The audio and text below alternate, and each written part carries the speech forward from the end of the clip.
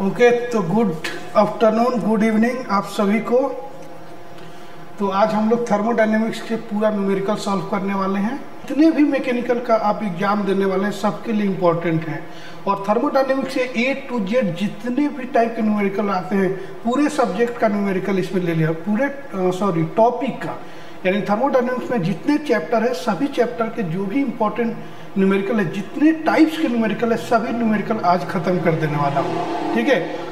और 80% से ज़्यादा न्यूमेरिकल मैं आपको बिना पेन उठाए सॉल्व करना बता दूंगा सेकेंडों में, मतलब 3 से 4 सेकेंड में आप सॉल्व कर लेंगे न्यूमेरिकल को, ठीक है। वैसे भी बताऊंगा और पूरा कंसेप्ट से भी बताऊंगा, ओके।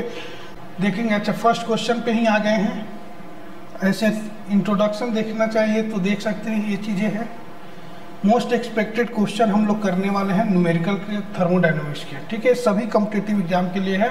तो फर्स्ट क्वेश्चन आप लोग देखेंगे, द वर्क हीट ट्रांसफर पर degree of temperature change for a close system is given by. ये वर्क है dW/dt जो है 120 किलो जूल पर डिग्री सेल्सियस है, एंड dQ/dt जो है 1/10 किलो जूल पर डिग्री सेल्सियस है, ठीक है। What is the change in internal energy in kilojoule as the temperature increase from 160 degree Celsius to 350 degree Celsius, ठीक है। तो आप लोग जिनको भी आता है सॉल्व करने वो सॉल्व करते रहेंगे और मैं बताते रहूँगा, लेकिन जिनको आता है वो सॉल्व खुद से करें तो मज़ा आ जाएगा, ठीक है। दोबारा भी फिर से वीडियो देख सकते हैं, राइट। तो देखिए, एक दो फॉर्मूला है, याद कर लीजिए फर्स्ट लॉ ऑफ थर्मोडायनेमिक्स का। थोड़ा सा इधर ध्यान दे दो। फर्स्ट लॉ ऑफ थर्मोडायनेमिक्स,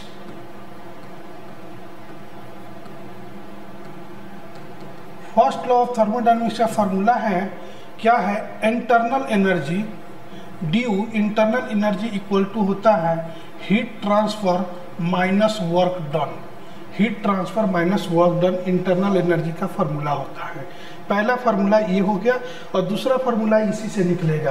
अगर हीट ट्रांसफर की बात करें, हीट ट्रांसफर की बात करें, डेल क्यू यानी हीट ट्रांसफर इक्वल टू क्या हो जाएगा, ये इधर जाएगा तो हो जाएगा internal energy plus work done, internal energy plus work done. ये दो फार्मूला है, मतलब एक ही फार्मूला है, एक ही फार्मूला को दो तरह से लिखते हैं। कभी हम इंटरनल एनर्जी पहले लिखते हैं, कभी हीट ट्रांसफर पहले लिखते हैं। तो ये दोनों चीज़ें जो है हमेशा दिमाग में आपको बैठे रहना चाहिए। लास्ट 1 घंटे 1.5 घंटे तक यही आपको फार्मूला लगेगा हर जगह, ठीक है। तो अब देखिए यहाँ पे क्या है, यहाँ पे डेटा दिया हुआ है, क्या है, dW/dt, ठीक है। dW/dt जो दिया है 120 दिया है, यानी वर्क डन, और यहाँ पे दिया पर डिग्री सेल्सियस, मतलब इसको आप लिख सकते हैं dW वर्क डन यानी 1/20 हो जाएगा, ठीक है। और यहाँ पे हीट ट्रांसफर जो है, heat transfer per unit temperature जो है, heat transfer per unit temperature इसको बोलेंगे, ये है 1/10, ठीक है। तो क्या करना है, internal change in internal energy निकालना है, यानी ड्यू निकालना है। फर्स्ट वाला फॉर्मूला लगाएंगे हम लोग, ठीक है। Change in internal energy, change in internal energy. 1-2 question में बस टाइम लगने वाला है, पूरा कंसेप्ट बताने वाले में 1-2 क्वेश्चन में, उसके बाद बस ऐसे ही उड़ाते जाएंगे क्वेश्चन को सेकेंडों में, ठीक है। तो इंटरनल एनर्जी इक्वल टू क्या है, क्या है, work done upon heat transfer, ठीक है। तो चेंज इन इंटरनल एनर्जी हमें यहाँ पूछा जा रहा है, तो क्या करेंगे यहाँ पे 1/10 1/10 1 मिनट,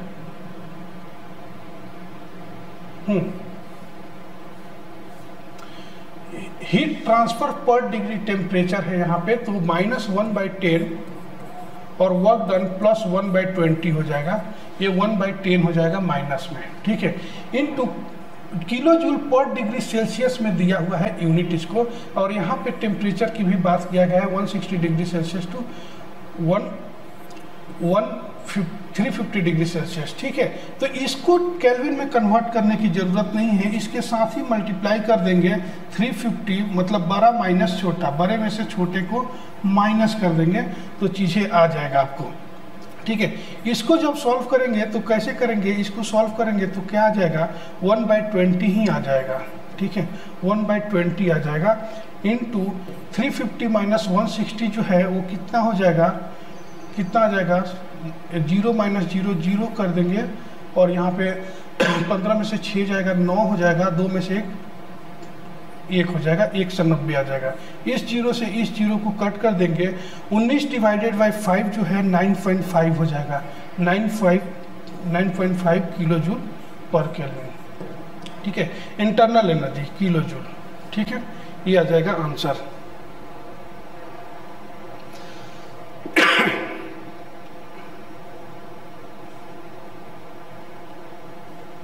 सॉरी यहाँ पे, हाँ सॉरी यहाँ पे थोड़ी गड़बड़ी हुई है, फार्मूला नहीं लिखा, एक मिनट देखेंगे, एक मिनट। यहाँ पे फार्मूला नहीं लिखने की वजह से गड़बड़ हो गया है।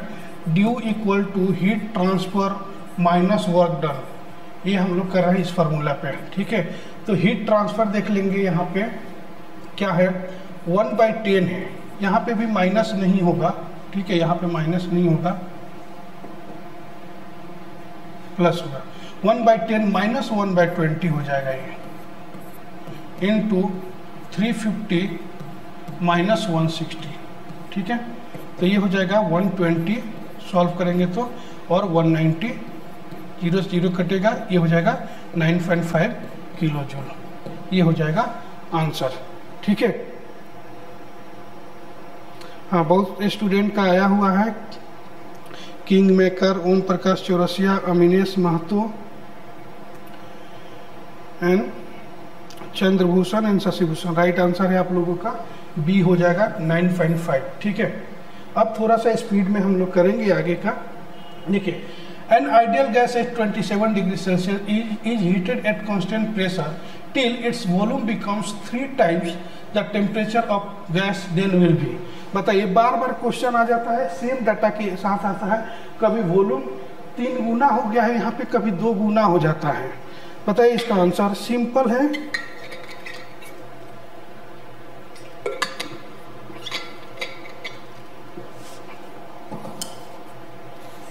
बताइए, बता पाएंगे? 2 का सी राइट आंसर है, शशिभूषण का, चंद्रभूषण का भी आंसर राइट है। देखो याद ही है आप लोग का आंसर, तो हाँ सही है, राइट है, एकदम राइट है, ठीक है। आप सभी का आंसर राइट है, king maker, Om Prakash Chaurasia, right है आपका आंसर, ठीक है। अनिमेश महतो आपका भी राइट आंसर है, ठीक। चलिए तो देखेंगे कैसा होता है, समझने की कोशिश करेंगे, कुछ इसमें है नहीं समझाने के लिए, फिर भी समझ लेते हैं। एक आइडियल गैस है at 27 degree Celsius is heated at constant pressure till its volume becomes 3 time. एक कांस्टेंट प्रेशर दिया है, एकदम कंसेप्ट के थ्रू बता रहा हूँ, ठीक है, कांस्टेंट प्रेशर है। तो ये वॉल्यूम, ये क्या है, टेम्परेचर दिया हुआ है, T1 दिया है 27 डिग्री सेल्सियस, इसको 273 ऐड करेंगे, 273 ऐड करेंगे तो 300 केल्विन हो जाएगा, केल्विन में कन्वर्ट करना जरूरी है। वॉल्यूम उसके बाद कांस्टेंट प्रेशर पे जब हीट कर रहे हैं तो इसका वॉल्यूम जो है 3 गुना बढ़ जा रहा है। तो इनिशियल वॉल्यूम कितना था, तो इनिशियल वॉल्यूम 1 होगा, ठीक है। तो यहाँ पे लिखेंगे V1 equal to V and V2 equal to 3 times of V, ठीक है। अगर V1 V है, सिर्फ 1 वॉल्यूम है, तो V2 जो है वो 3 गुना बढ़ जा रहा, 3 टाइम्स वॉल्यूम हो जा रहा है, ठीक है। यही डेटा इसमें दिया हुआ है।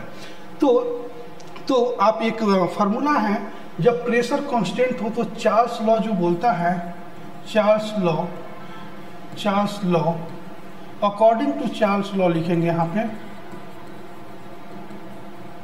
अकॉर्डिंग टू चार्ल्स लॉ, ये इसलिए लिख रहा हूँ according to Charles law, V is directly proportional to T होता है और इसमें प्रेशर जो होता है कांस्टेंट होता है। ये मैं इसलिए लिख रहा हूँ ताकि आपको कहीं क्वेश्चन आ जाए एग्जाम में कि चार्ल्स लॉ क्या होता है, तो आपको पता रहेगा कि चार्ल्स लॉ यानी प्रेशर कांस्टेंट रहता है और volume directly proportional to temperature होता है। इसलिए लिखा हूँ, बाकी लिखने की ज़रूरत नहीं थी। सॉल्व आप जब एग्जाम में करेंगे तो यहाँ से करने की ज़रूरत है। यहाँ से V1/T1 हो जाएगा तो V2/T2 हो जाएगा। यहाँ ये आपको पता है तो चीज़ें कर लेंगे। V1 जो है वो V है वॉल्यूम, ठीक है। T1 टेम्परेचर 300 है और V2 जो है वो 3 टाइम्स V है और T2 तो हमें निकालना ही है। एक V से एक V जो है कैंसिल हो जाएगा, यहाँ आ जाएगा T2 और ये हो जाएगा 3/, यहाँ चला जाएगा 300, सॉरी 3 × 300 आ जाएगा, यानी हो जाएगा कितना 3 3 जा 900 केल्विन। आंसर कहाँ है? अब क्या है, यहाँ तक सॉल्व करने के बाद भी कुछ स्टूडेंट रॉन्ग कर देते हैं, तुरंत मार देते हैं इसको आंसर, जो कि ये गलत हो जाएगा, क्योंकि डिग्री सेल्सियस में आंसर दिया हुआ है। हमारा आंसर केल्विन में आया है, ठीक है। केल्विन में कन्वर्ट किए टेम्परेचर को, केल्विन में आया है। अब ऐसा नहीं सोचना है कि डिग्री और सेल्सियस में आंसर है तो हम केल्विन में कन्वर्ट नहीं करेंगे, डिग्री सेल्सियस में ही डेटा को रख लेंगे तो हमारा डिग्री सेल्सियस में आंसर आ जाएगा। वैसा नहीं आता है, आपको टेम्परेचर को केल्विन में रखना पड़ेगा, सॉल्व करना पड़ेगा और फिर देखना आपका आंसर जो आएगा वो केल्विन में ही आएगा। और फिर देखना है कि ऑप्शन डिग्री सेल्सियस में दिया है या केल्विन में। केल्विन में दिया है तो ये आंसर ठीक है, अगर यहाँ पे के रहता तो ठीक हो जाता आंसर, बट के तो नहीं है, ठीक है। तो क्या है, तो इसमें से 273 ऐड किए थे केल्विन बनाने के लिए, तो यहाँ पे आप कर देंगे कि 900 - 273 कर देंगे तो आपको आ जाएगा 627 डिग्री सेल्सियस, ठीक है। तो राइट आंसर सी हो जाएगा, ठीक है। डिग्री को सेल्सियस बनाने के लिए 273 ऐड करते हैं और केल्विन को सेल्सियस टेम्परेचर डिग्री सेल्सियस में बनाने के लिए 273 को माइनस कर दीजिए, आ जाएगा, ठीक है। चलिए नेक्स्ट क्वेश्चन है, a piston of 0.1 meter diameter expand over a stroke of 0.2 in under a constant gas pressure of 2 × 10⁵। ये 10⁵ है, 105 नहीं है, ठीक है। मैं यहाँ पे लिख देता हूँ 10⁵ है newton per metre square. The work done by the piston is, piston का वर्क डन पूछ रहा है, पिस्टन का वर्क डन पूछ रहा है इसमें, ठीक है। तो जो भी पहले से स्टूडेंट थे मेरे पढ़ रहे हैं वो तो बना दिए होंगे, सॉल्व कर दिए होंगे, ठीक है। आप लोग का आंसर देखते जा रहा हूँ, अगर नाम नहीं भी लेता हूँ तो नाराज नहीं होना है। हम लोग क्वेश्चन सॉल्व करने पे ज़्यादा जोर देंगे और जल्दी से जल्दी क्वेश्चन को निपटाएंगे यहाँ पे, ठीक है, ओके। तो देखिए यहाँ पे डेटा की बात करेंगे, यहाँ पे अब डायमीटर यहाँ पे दिया हुआ है 0.1 मीटर, ठीक है। स्ट्रोक का मतलब होता है, स्ट्रोक का मतलब लेंथ होता है, लेंथ वो ये है 0.2, ठीक है। लेंथ को ही बोला जाता है dx भी बोला जाता है। dx क्यों बोला जाता है? जब पिस्टन सिलेंडर का अरेंजमेंट देखेंगे तो क्या चेंज ऑफ वॉल्यूम होता है, वॉल्यूम का जो एरिया होता है उसको, जो डिस्टेंस होता है उसको बोलते हैं dx। और वहीं पे स्ट्रोक लेंथ यानी पिस्टन जहाँ से यहाँ तक मूव कर रहा है वही है स्ट्रोक लेंथ, ठीक है। तो वही है लेंथ, ठीक है। अब प्रेशर यहाँ पे दिया हुआ है 2 दिया हुआ है 2 × 10⁵ न्यूटन पर मीटर स्क्वायर। तो work done by the piston is, ठीक है। तो देखिए work done by the piston, तो W = होगा P/dV, ठीक है, P/dV। तो यहाँ पे देखेंगे P × dV का मतलब है वॉल्यूम जो है, change of volume, total volume. dV का मतलब है एरिया × dx है, एरिया × dx है, ठीक है। एरिया × dx यानी कितना ट्रेवल हो रहा वो, ठीक है। ये चीज़ें याद होना चाहिए, dx। और P × A, dx को क्या बोला, L भी हो जाएगा, P × AL भी आप लिख सकते हैं, ठीक ठीक है, यानी P क्या है, प्रेशर है, तो लिखेंगे 2 इंटू 10⁵ इंटू एरिया। एरिया हमने नहीं निकाला है, यहाँ पे डायमीटर दिया हुआ है तो हम एरिया निकाल सकते हैं। कौन सा एरिया है, ये स्विफ्ट एरिया है, स्विफ्ट एरिया है, स्विफ्ट एरिया। तो एरिया इक्वल टू π/4 d² होता है, π/4 d² होता है, सॉरी d²। ठीक है, तो यहाँ पे रख देंगे आप एरिया π/4 d² यानी 0.1 का स्क्वायर, 0.1 का स्क्वायर इंटू लेंथ जो है वो है 0.2, इसको मिटा देता हूँ 0.2।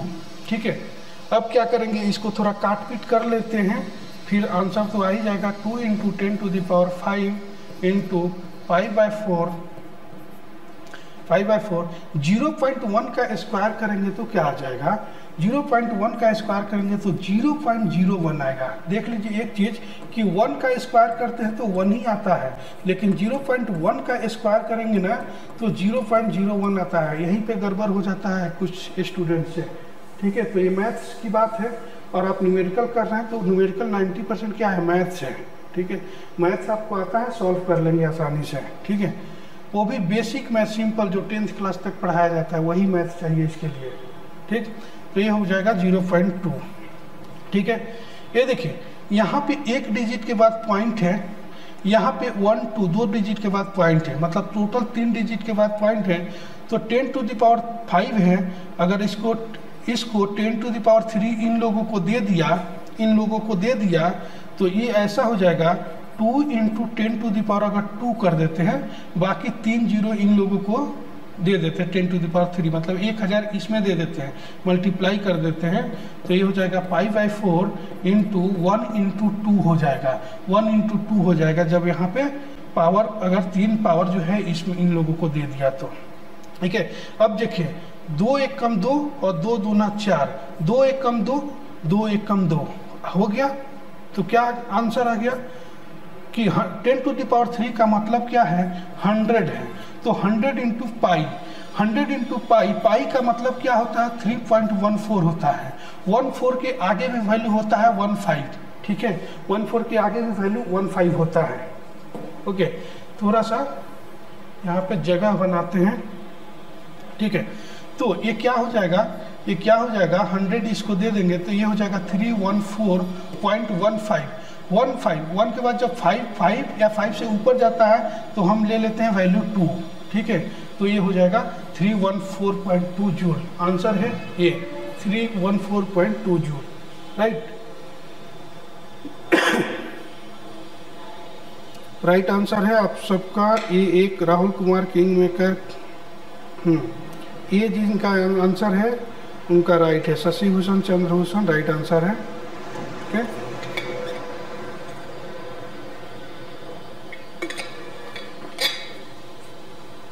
ओके, ओके, चलिए राइट है आंसर। अब आगे बढ़ते हैं। ठीक है, चलिए 2500 kilojule per minute heat is supplied to a heat engine at 727 degrees Celsius. It rejects heat at 900 kilojule per kg per minute, kilojoule per minute at 223 degrees Celsius. This type of engine is, ये किस type का engine है ऐसा पूछा जा रहा है। ठीक है, बहुत सिंपल है, 2 तरीका है सॉल्व करने का। कोई भी तरीका आप यूज करेंगे तो इसको सॉल्व कर लेंगे। ठीक है, कोई भी तरीका आप यूज करेंगे तो इसको सॉल्व कर लेंगे। ठीक है, देखिए हीट सप्लाई है, डेटा दिया हुआ है। ठीक है, अभी थोड़ा स्लो चल रहे हैं, 1-2 क्वेश्चन और चलेगा ऐसे ही स्लो, उसके बाद में देखिए क्वेश्चन को कैसे सॉल्व करते हैं। डेटा जो है हीट सप्लाई है, यानी QS इक्वल टू हो जाता है 2500 किलोजूल पर मिनट। ठीक है, हीट रिजेक्शन जो है ये है 900 किलोजूल पर मिनट। ठीक है, तो यहाँ से वर्क डन निकाल सकते हैं। वर्क डन इक्वल टू हो जाएगा heat supply minus heat rejection. ठीक है, लेकिन हम यहाँ क्यों निकालेंगे, वहाँ निकालेंगे। टेम्परेचर दिया हुआ है T1, 727 डिग्री सेल्सियस। इसमें 273 273 ऐड कर देंगे तो ये हो जाएगा 1000 केल्विन। केल्विन में कन्वर्ट करना जरूरी है। और T2 जो है वो दिया है, कितना दिया है 223 प्लस 273 इसमें भी ऐड कर देंगे तो ये कितना हो जाएगा 2 2 4 और 1 500। ठीक है, तो 500 एक केल्विन हो जाएगा, ये 500 केल्विन जो है वो हो जाएगा। ठीक है, तो देखिए दो मेथड है। एक तो क्या है कि हीट इंजन का एफिशिएंसी निकालेंगे, फिर कार्नोट एफिशिएंसी निकालेंगे, उससे पता चल जाएगा कि इंजन इम्पॉसिबल है या पॉसिबल है। ठीक है, देखिए एक चीज़ है तो ऐसा है कि ऐसे करेंगे इंजन इफिशियंसी, पहले इंजन का इफिशियंसी देखेंगे कितना है, तो 1 minus heat rejection upon heat supply होता है। तो करेंगे 1 माइनस हीट रिजेक्शन जो है 900 और हीट सप्लाई जो है वो है 2500। 2 जीरो से 2 जीरो को कैंसिल करेंगे, इसको सॉल्व करेंगे 25 गुने 1 25 माइनस 9 16 अपॉन 25। ठीक है, 16 अपॉन 25 इसको सॉल्व करेंगे तो आपको आएगा इफिशियंसी, आपको पता चलेगा इसको जब सॉल्व करेंगे तब। ठीक है, इसका सॉल्व करना थोड़ा सा है मुश्किल।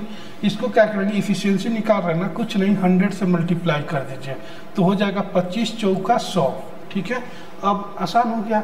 और 16 चौका 64, 16 4 जा 64, 64% आ गया, यानी 0.64 इसको बोलते हैं, 64% आ गया। एक इसमें कभी भी ऐसा अनुसार दिया रहना आइडियल है, रिवर्सिबल है या इम्पॉसिबल है। दो ही चीज़ होता है, एक इम्पॉसिबल या फिर पॉसिबल होता है, या इरिवर्सिबल भी आंसर में आता है। ठीक है, इरिवर्सिबल भी आता है कभी कभी क्वेश्चन आंसर में। तो यहाँ पे एक तुक्का लगाने का आपको तरीका बता देता हूँ। तुक्का लगाने का तरीका, अगर इंजन का इफिशियंसी, चलिए आगे बताता हूँ, पहले तो ये एक कंसेप्ट आपको बताना है, उसके बाद बताएंगे। Carnot efficiency greater than any efficiency या फिर इंजन इफिशियंसी, तो engine therefore the engine is possible, the engine is possible. Carnot efficiency सबसे ज़्यादा होना चाहिए तो इंजन पॉसिबल है, अदरवाइज इम्पॉसिबल है। अब यहाँ पे तुक्का लगाने का बता दे रहा हूँ। अगर 60% से ज़्यादा, 60 का छोड़ दीजिए, 50% से ही ज़्यादा अगर इंजन का इफिशियंसी आ रहा है तो समझ जाइएगा कि इंजन जो है ये इम्पॉसिबल इंजन है, क्योंकि कार्नोट फिर 50 से कम आ जाएगा 50% से। तो 50% से ज़्यादा कभी भी इंजन का इफिशियंसी आ रहा है या दिया हुआ है, पहले से भी क्वेश्चन में, बहुत सारे क्वेश्चन में दिया भी रहता है, क्वेश्चन देखते ही पता चल जाता है कि वो इम्पॉसिबल इंजन होगा तो इम्पॉसिबल। देखिए इसका भी इम्पॉसिबल इंजन होगा, देखिए आगे सॉल्व करते हैं फिर पता चलेगा। इंजन का इफिशियंसी इतना आ गया। अब कार्नोट इफिशियंसी निकालेंगे। कार्नोट इफिशियंसी जो होता है टेम्परेचर पे निकलता है। ठीक है, इंजन का इफिशियंसी हीट सप्लाई और हीट रिजेक्शन पे निकलता है। तो 1 माइनस ये हो जाता है T2/T1। ठीक है, इसी की तरह फार्मूला ये भी है। ठीक, तो 1 माइनस T2 जो है कितना है 500 और T1 जो है 1000 है। तो ये क्या होगा 1/2 हो गया, 1/2। तो 1 माइनस 1/2 कितना हो गया 1/2 हो गया, यानी क्या हो गया 1/2 का मतलब 0.5, यानी क्या हो गया 50% हो गया। मतलब इससे तो कम ही है ना, इससे कम है कि नहीं, इससे कम ही है।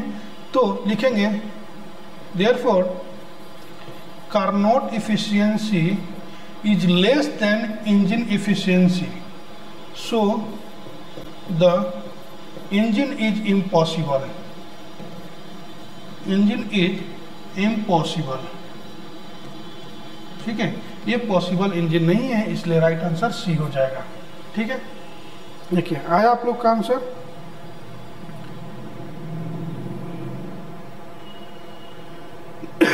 हाँ सी बहुत लोगों का आया है आंसर। राहुल कुमार का आंसर आया है और चंद्रभूषण का भी आंसर आया है।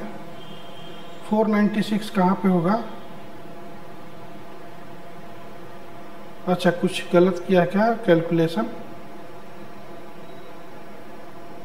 अच्छा हाँ 496 यहाँ,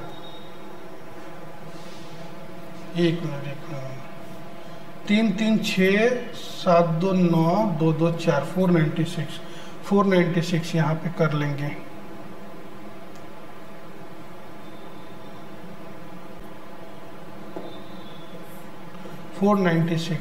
ये भी करेंगे तो उतना ही आसपास आएगा, उतना ही आएगा। 0.54 54% आ जाएगा।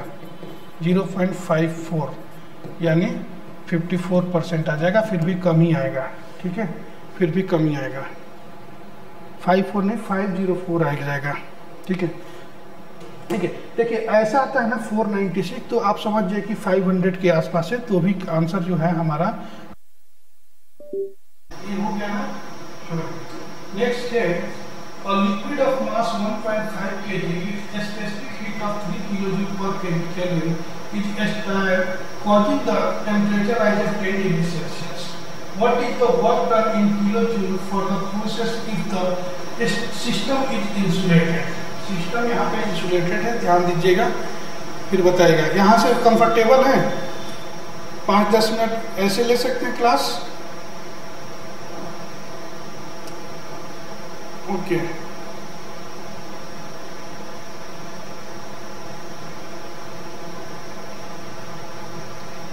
हाँ, थोड़ा सा आवाज़ गूंज रहा होगा, उसको थोड़ा देख लेंगे तो हो जाएगा सब चीज़ें क्लियर। अब देखिए इसको हम लोग देखते हैं, डेटा लेते हैं। मास इक्वल टू दिया है 1.5 kg। ठीक है, स्पेसिफिक हीट मतलब CV है, स्पेसिफिक हीट CV है, ये दिया हुआ है 3 kJ per kg है। टेम्परेचर राइज ऑफ 10 डिग्री दिया हुआ है 10 डिग्री सेल्सियस। इसमें कन्वर्ट करने की जरूरत है। What is the work done for the process if the system is insulated. देखिए इंटरनल एनर्जी आपने देखा था क्या होता है, heat transfer minus work done. Heat transfer minus work done internal energy होता है। ओके, तो आपको यहाँ पे सिस्टम जो है इंसुलेटेड होता है। इफ सिस्टम इज इंसुलेटेड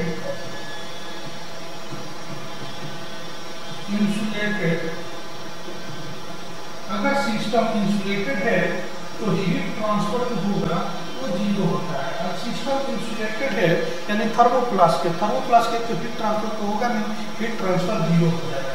ये चीज़ें भाई साहब 0 होता है, तो इंटरनल एनर्जी क्या हो जाएगा, internal energy equal to minus work done हो जाएगा। अगर वर्क डन सिर्फ लिखे वर्क डन, तो work done equal to minus internal energy हो जाएगा। और इंटरनल एनर्जी का एक फॉर्मूला और होता है, internal energy equal to mCV/dt। तो यहाँ पे लिख सकते हैं कि internal energy equal to minus mCV/dt। ठीक है, ठीक। तो मास जो दिया हुआ है आपको 10 डिग्री 1.5 किलोजूल दिया हुआ है, और स्पेसिफिक हीट जो दिया हुआ है वो 3 दिया हुआ है, और टेम्परेचर डिफरेंस जो है वो 10 डिग्री सेल्सियस। यहाँ पे कन्वर्ट करने की आपको जरूरत नहीं है, इसको सॉल्व कर लेंगे तो आंसर आ जाएगा। क्या आ जाएगा, 15 पॉइंट 1 है, तो यहाँ पे एक 10 से मल्टीप्लाई करेंगे पॉइंट घट जाएगा। ठीक है, इस 10 को इसके साथ मल्टीप्लाई करेंगे पॉइंट घट जाएगा, 15 आ जाएगा, तो -45 किलोजूल इसका आंसर आ जाएगा। तो राइट आंसर ये हो जाएगा। ठीक है, आ रहा है आवाज? ठीक है, एडजस्ट हो जाएगा ऐसे। ओके,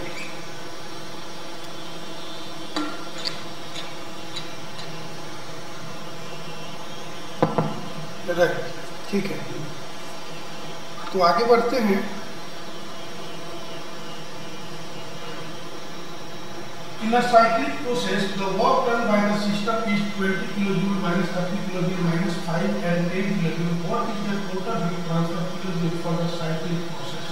ठीक है, एक चीज याद रखिएगा कि साइक्लिक प्रोसेस में, ठीक है, हमारा क्या फॉर्मूला है, हमारा फर्स्ट लॉ ऑफ थर्मोडायनामिक्स का फर्स्ट लॉ का फॉर्मूला है क्या है कि internal energy equal to heat transfer minus work done. या फिर heat transfer equal to internal energy plus work done. ये फॉर्मूला है हमारा फॉर्मूला थर्मोडायनेमिक्स का। तो cyclic process, in cyclic process याद रखिएगा कि साइक्लिक प्रोसेस में इंटरनल एनर्जी जो होता है जीरो होता है। क्यू क्या है? Internal energy. साइक्लिक प्रोसेस में जीरो होता है इंटरनल एनर्जी, ये याद रखिएगा, ठीक है। एग्जाम में यही पूछ सकता है, इसलिए मैं लिख के बता रहा हूँ, ठीक है। लिख कर बताने की जरूरत नहीं, क्वेश्चन ऐसे सेकेंडों में क्वेश्चन हो जाएगा, ठीक है। देखिए सेकेंडों में इसके बाद बताता हूँ, कंसेप्ट आपको बता रहा हूँ। तो इंटरनल एनर्जी की जो है जीरो हो जाएगा, तो heat transfer equal to work done हो जाएगा। तो टोटल हीट ट्रांसफर पूछ रहा है, total heat transfer Q equal to, अब heat transfer equal to work done, तो इसको ये जितना है दिया रहता है, जैसा जैसा दिया रहता है प्लस में तो प्लस में, माइनस में तो माइनस में, और सॉल्व करने के आंसर आ जाता है। ये 20 है, फिर उसके बाद -30 है, -5 है और ये +10 है, +10, ठीक है। तो प्लस वाले को पहले देख लीजिए, +20 +10 कितना हो जाएगा? 30, -30 -5 -35 हो जाएगा। तो ये क्या हो गया? -5 किलो जूल हो गया आपका आंसर, -5। तो राइट आंसर ये हो जाएगा। इस तरह से आएगा क्वेश्चन, साइक्लिक प्रोसेस बोलेगा तो आप इस सब क्या कर देना, जोड़ देना है, बस जैसा दिया है वैसा जोड़ देना है, आपका आंसर आ जाएगा, ठीक है। ये भी होता है सम ऑफ हीट ट्रांसफर। इसका मतलब है जब साइक्लिक प्रोसेस हम करते हैं तो हम ऐसे लिखते हैं sum of heat transfer equal to sum of work done. ये फॉर्मूला लगाते हैं। तो ये फॉर्मूला लगाते क्यों है? या फिर कहीं आपको ऐसे नहीं दिया होगा कि integral heat transfer equal to integral work done, ऐसा भी दिया होगा। तो ये कैसे आया, ये क्यों आया? क्योंकि साइक्लिक प्रोसेस होता है, कर रहे हैं हम लोग फर्स्ट लोग थर्मोडायनेमिक्स, पर साइक्लिक प्रोसेस में इंटरनल एनर्जी जो होता है वो जीरो होता है, इसलिए heat transfer equal to work transfer हो जाएगा। जितना हीट ट्रांसफर होगा उतना वर्क ट्रांसफर हो जाएगा। राइट आंसर बहुत लोगों का सही है, ठीक है।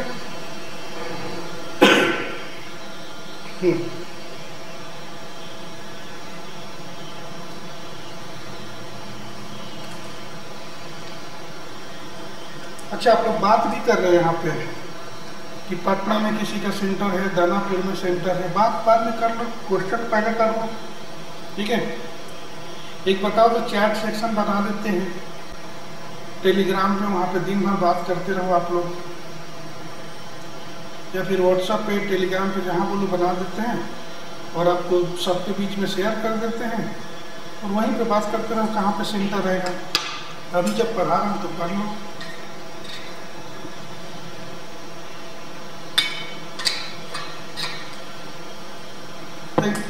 अब देखो ये हो गया। अब एक दूसरे क्वेश्चन 7 नंबर का क्वेश्चन सेम वही है, इसका आंसर बता रहा हूँ। सेम वही है, इसका आंसर आप लोग बताइए।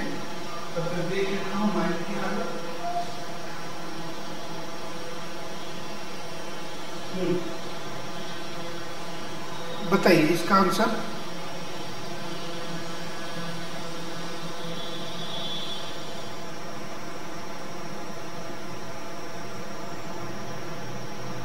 आया क्या किसी का आंसर?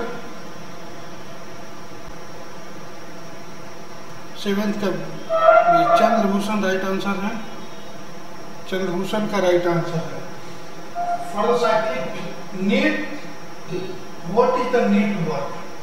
ठीक है, sum of heat transfer equal to sum of work done होता है, क्योंकि साइक्लिक प्रोसेस में इंटरनल एनर्जी जीरो होता है। नेट वर्क जो है मतलब टोटल वर्क, मतलब सम ऑफ द इक्वल टू, ये हीट ट्रांसफर यहाँ पे दिया हुआ है, कितना दिया है? 15 kilo joule -23 kilo joule -3 kilo joule +40 kilo joule, ठीक है। तो कितना हो जाएगा? प्लस वाले पहले ऐड करते हैं, 40 + 15 जो है तो क्या हो गया? 55 हो गया। -23 -3 को ऐड करेंगे तो -26 हो जाएगा, और 55 - 26 में शायद से 29 होता है। 15 6 -6 9 और 40 से 2 29, तो 29 किलो जूल जो है आंसर है ऐसे, ठीक है। इसमें कुछ नहीं है। अब देखिए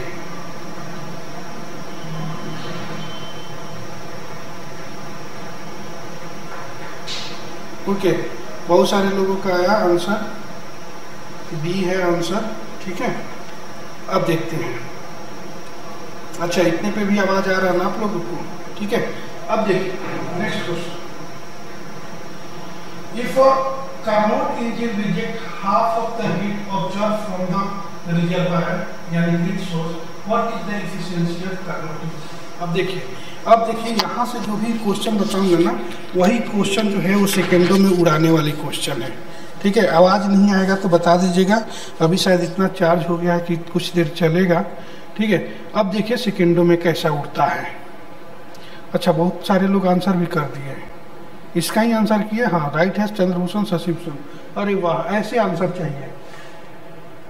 Carnot engine reject half of the heat, आधा रिजेक्ट कर दे रहा तो आधा बचा, तो इफिशियंसी आधा होगा, तो राइट आंसर भी हो जाएगा। सिंपल, देख रहे हैं ऐसे क्वेश्चन। अब यहाँ से इसी टाइप से क्वेश्चन सॉल्व होना होगा। अब देखिए, अब कुछ जो नहीं स्टूडेंट समझ पाए उनको पूरा प्रोसीजर से बता रहे हैं। एक बार फिर से बताता हूँ कि अगर हाफ हीट रिजेक्ट हो रहा ना, आधा रिजेक्ट हो जा रहा तो आधा बचेगा। एक में से आधा माइनस हो जा रहा तो आधा बचेगा। आधा मतलब कि 0.5, तो 0.5 तो इफिशियंसी कितना होगा? 50% ही होगा ना, क्योंकि आधा तो रिजेक्ट हो जा रहा। देखिए, अब नहीं करने आता है तो सॉल्व कर उसको ले बताता हूँ। हीट रिजेक्ट हो जा रहा कितना? हाफ का मतलब 1/2। किसमें से? Of the heat observe. Of का मतलब होता है multiplication of the heat observe, यानी हीट सप्लाई। जितना हीट सप्लाई हो रहा था उसमें से आधा हीट रिजेक्ट हो जा रहा है। ठीक है, तो इसको QS को इधर लेकर आएंगे, हीट रिजेक्शन अपन हीट सप्लाई इक्वल टू हो जाता है 1/2।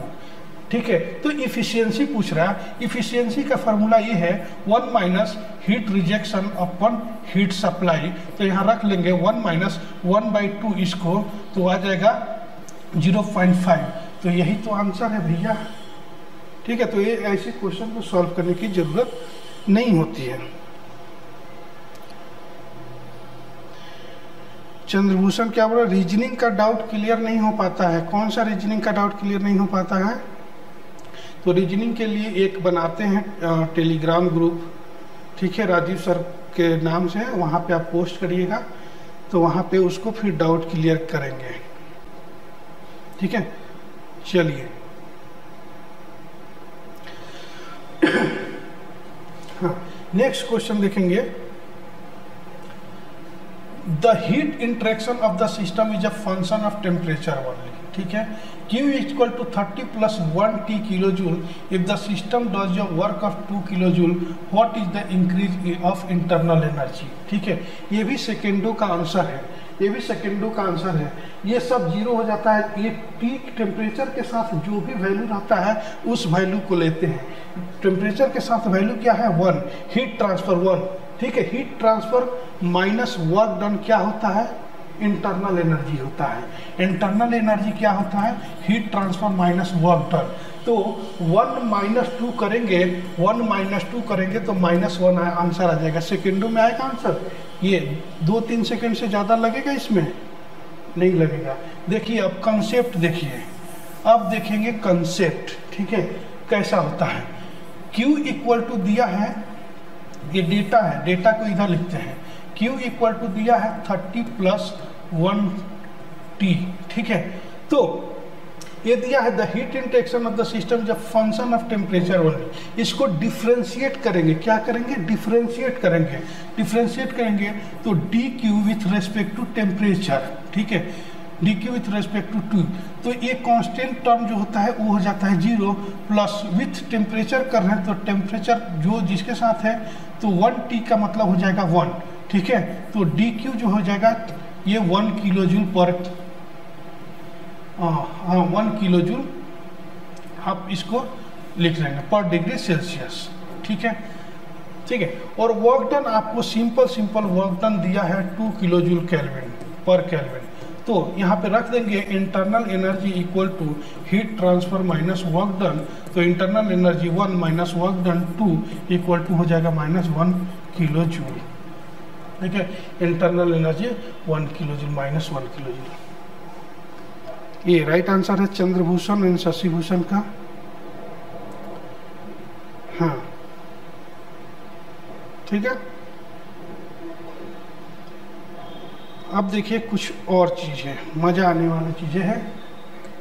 देखिए, a gas is compressed frictionless from an initial state of y meter cube and 1 MPa to a final state of 0.2 meter cube and 1 MPa. There is a transfer of 40 kilojoule of heat from the gas and a drop of 20 kilojoule in internal energy. What is the initial state volume of the gas? ये थोड़ा सा अलग है, ठीक है। What is the initial state of volume of the gas पूछ रहा है। तो इनिशियल स्टेट जो है वॉल्यूम का यानी V1 जो है यहाँ पे वो दिया है y मीटर क्यूब, ठीक है, और V2 दिया हुआ है मीटर क्यूब में जो भी है वो वॉल्यूम है 0.2 मीटर क्यूब, ठीक है। और प्रेशर की देखें यहाँ भी 1 MPa है, वहाँ भी 1 MPa है, तो P1 equal to P2 equal to P, ठीक है। तो क्या है 1 MPa, 1 MPa है तो 1 MPa को किलो पास्कल, मेगा पास्कल में नहीं, किलो पास्कल में हमें प्रेशर को हमेशा लेकर चलना है, ठीक है। तो किलो पास्कल में तो 1 × 10⁻³ किलो पास्कल हो जाएगा, ठीक है, या फिर इसको पास्कल भी बोल सकते हैं, ओके।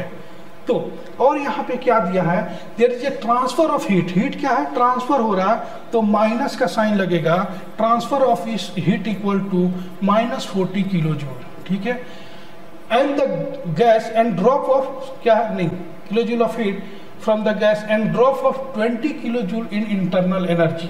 इंटरनल एनर्जी की बात कर रहा है, वो बोल रहा है कि drop of 20 kilo joule, drop हो रहा मतलब ड्रॉप हो रहा तो माइनस हो जाएगा, तो -20 किलो जूल। ये सारी चीज़ें हमने देख लिया डेटा, सारे चीज़ें जब डेटा हमने देख लिया तो इससे हमें पता चलता है कि हमें क्या है, फर्स्ट लॉ ऑफ थर्मोडायनेमिक्स लगा देंगे तो निकल जाएगा, ठीक है। लेकिन निकलेगा क्या सही में अगर बात करें तो, देखिए किसी का आंसर आए तो जल्दी से बता दीजिए, नहीं आया तो मैं तो बता ही रहा हूँ, ठीक है।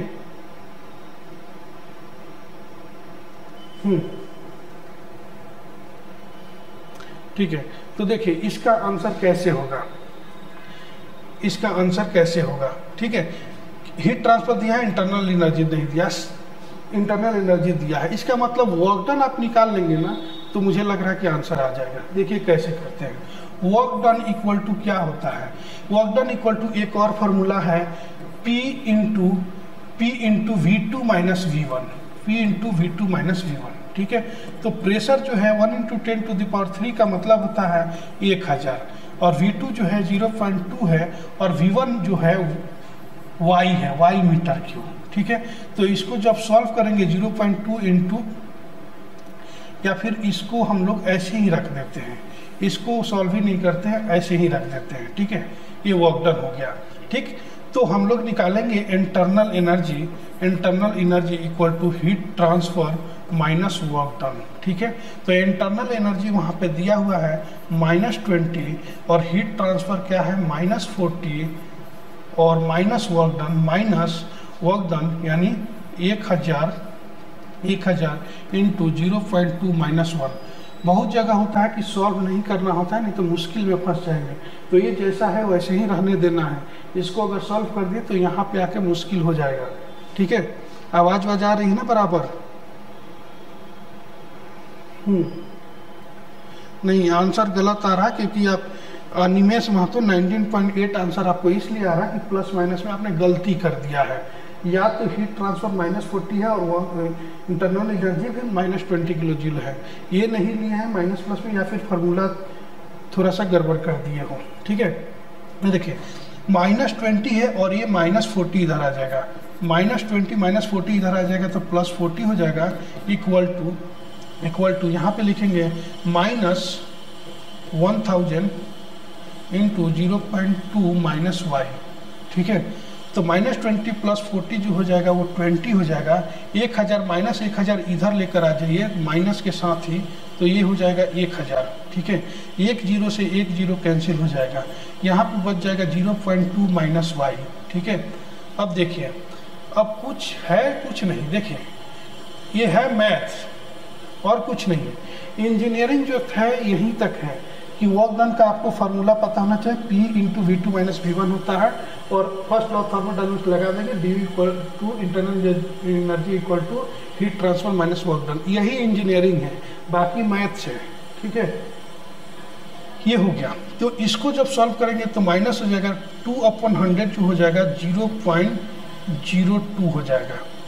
ठीक है, और ये 0.2 जो होगा ये भी इधर आ जाएगा, ये भी इधर आ जाएगा, तो माइनस 0.2 हो जाएगा इक्वल टू माइनस वाई हो जाएगा। ठीक है, तो ये माइनस माइनस प्लस हो जाएगा, 0.02 और 0.2 करेंगे तो 0.22 हो जाएगा इक्वल टू माइनस वाई। तो y इक्वल टू क्या हो जाएगा 0.22 आंसर हो जाएगा, ये मीटर क्यूब में आ जाएगा। ठीक है, तो y जो है वो क्या है, इनिशियल स्टेट यही है, और ये क्या पूछ रहा है, what is the initial state volume of the gas. तो इनिशियल स्टेट मतलब y है 0.22 मीटर क्यूब। ठीक है, आंसर आप लोग का सही नहीं आया। हाँ, चंद्रभूषण शशिभूषण राइट आंसर है, समझ गए। आगे बढ़ते हैं। ठीक है, तो हो गया राइट आंसर बी। सिंपल है, कोई लेंदी नहीं, लेंदी थोड़ा सा है लेकिन सिंपल है। ठीक है, ये भी आप करेंगे तो ज़्यादा से ज़्यादा क्या होगा, 1 मिनट लगेगा। ठीक है, उसके बाद क्वेश्चन आपका सेकेंडो वाला इंतजार कर रहा होगा। देखिए आ गया सेकेंडो वाला answer, the work done by the system is 45 kilo joule. Bye the system बोल रहा तो ये प्लस होगा, ऑन द सिस्टम बोलेगा तो माइनस होगा। ठीक है, if the internal energy of the system is decrease by 15 kilo joule, decrease बोल रहा तो यहाँ माइनस का साइन होगा। What is the heat receive by the system, तो heat receive by the system equal to क्या होता है, internal energy plus work done, internal energy plus work done. ठीक है, तो इंटरनल एनर्जी क्या है, -15 है, और वर्क डन +45 है, तो आपका आंसर आ जाएगा 30 किलो जूल। तो राइट आंसर क्या हो जाएगा, सी हो जाएगा 30 किलो जूल। सेकेंडों में आंसर आया कि नहीं। अब ये पेन उठाने की भी जरूरत है क्या, एग्जाम में जाएंगे आपको पता रहेगा ना कि हीट ट्रांसफर जो होता है, हीट रिसीव जो होता है, internal energy plus work done होता है। इसको और इसको लेके ऐड कर दीजिए, बस देख लेना है कि प्लस माइनस का थोड़ा सा मामला, तो +45 - 15 30 हो जाएगा। ठीक है, देखिए heat transfer equal to internal energy plus work done. ठीक है, तो इंटरनल एनर्जी ड्यू लिखूँ या सिर्फ डब्ल्यू लिखूँ तो भी चलेगा। ठीक है, ये भी बात लिखिए, Q equal to internal energy plus work done, ऐसे भी लिख सकते हैं। ठीक है, तो -15 + 30 equal to 45 equal to 30 kilo joule. ठीक है, और ये क्या है, first law of thermodynamics, first law of thermodynamics. सही है, 11 का सी राइट आंसर है, चंद्रभूषण एंड शशिभूषण आप दोनों का। ठीक है,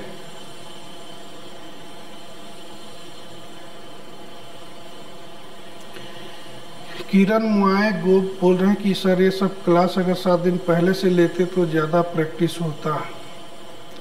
हाँ सही बात है, बट यहाँ हमारा सेटअप चल रहा था, तो एक जगह से दूसरी जगह सेटअप चेंज हुआ है सब, तो उस वजह से नहीं लिए। और जो भी हमारे कोर्स जो ज्वाइन किए ना ट्यूटलेज एकेडमी ऐप पे, उनको ये सारे क्वेश्चन जो है ऑलरेडी पढ़ा दिया गया है, इसलिए उनका आंसर भी जल्दी आ रहा है, पूरे बेसिक कंसेप्ट भी बताया गया है।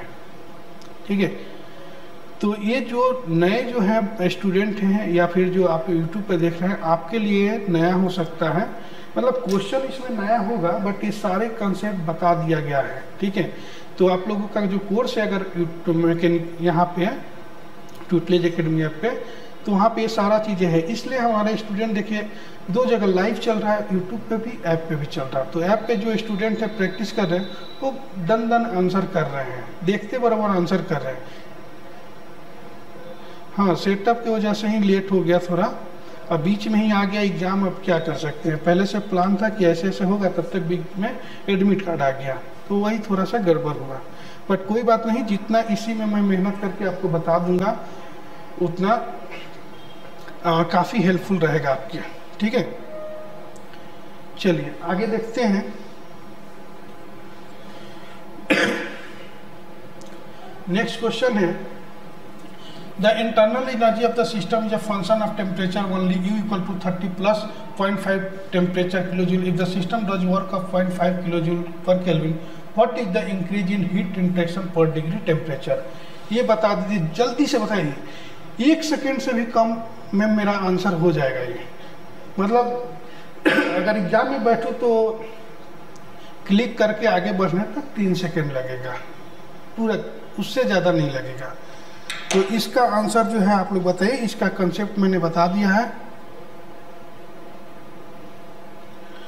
हाँ, टेस्ट सीरीज जो भी परचेज किया, टेस्ट सीरीज तो आपको प्रैक्टिस करना ही है लास्ट टाइम में। टेस्ट सीरीज ही लास्ट टाइम में आधार है। बट जो कोर्स भी ज्वाइन किए हैं ना, उनका पहले से कंसेप्ट इतना क्लियर करा दिया हूँ कि ये क्वेश्चन बहुत आसानी से कर रहे हैं हम लोग, समझिए। तो एक मिनट, आप लोग इसका आंसर करिए, मैं 2 मिनट में आ जाता हूँ, ठीक है।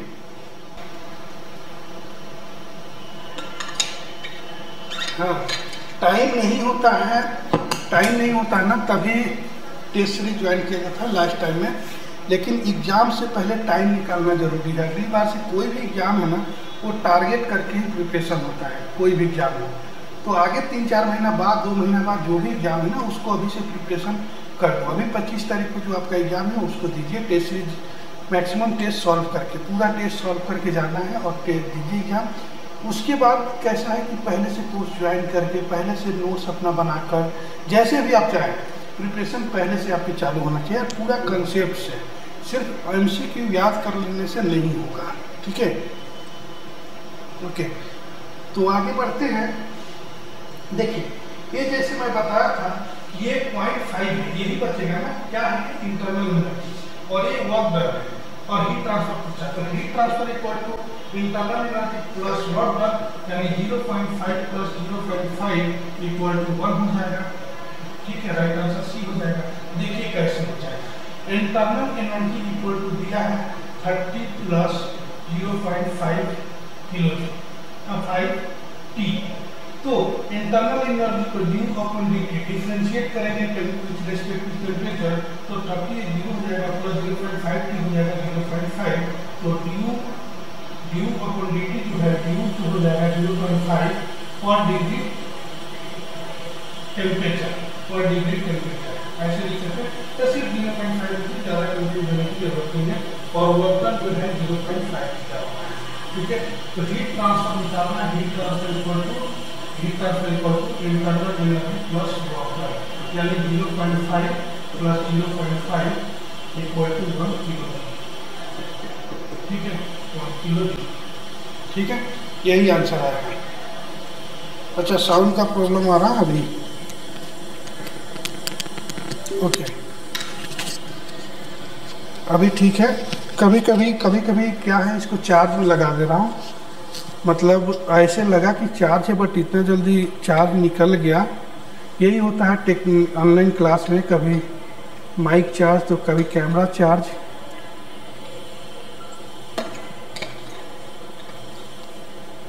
या कभी लाइट चली गई। अब देखिए, बारिश का भी मौसम है, अभी 1 घंटा बारिश ना आए तो ठीक है, मतलब बारिश की बहुत ज़रूरत तो है, बट 1 घंटा नहीं आए तो ठीक है। अगर लाइट, तूफान आता है, बारिश आता है, तो ये भी होता है कि लाइट वाइट भी कट जाता है, इलेक्ट्रिसिटी चली जाती है। तो ऐसा हो गया तो फिर क्लास बाद में हमें कंटिन्यू करना पड़ेगा, ठीक है। पर चलिए देखते हैं, जितना क्वेश्चन हो जाता है, कोशिश यही है कि पूरा क्वेश्चन को करा दूँ इसमें, ठीक है। जो थंबनेल पे देख के आए थे उस पर खड़े उतर पाएँ, ये कोशिश रहेगी, ओके, कि पूरा थर्मोडायनेमिक्स एक ही क्लास में उड़ा देंगे, ओके। तो देखिए, अब a gas is compressed frictionless from an initial state of 0.4 meter cube and 0.1 ampere to final state of 0.2 meter cube and 0.1 ampere.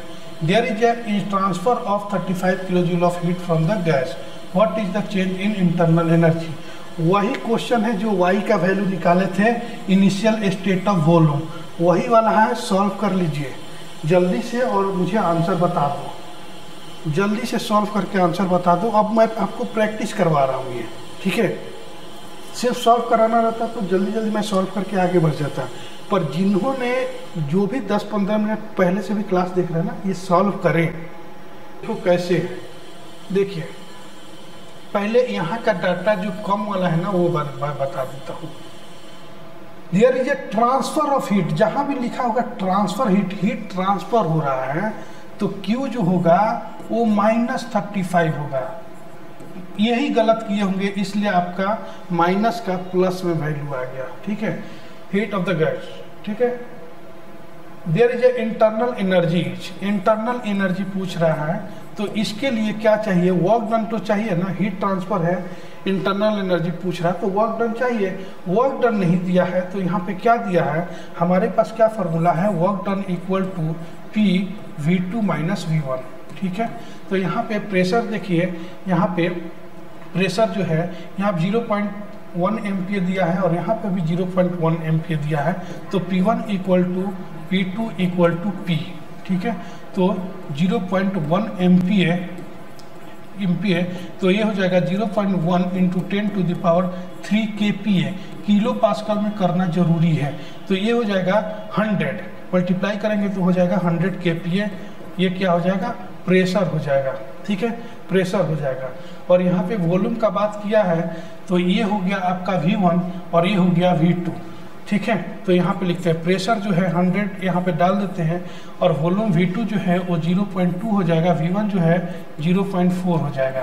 तो 100 × 0.2 - 0.4 तो माइनस हो जाएगा 0.2, तो इसको मल्टीप्लाई करेंगे तो ये हो जाएगा -200 किलो जूल।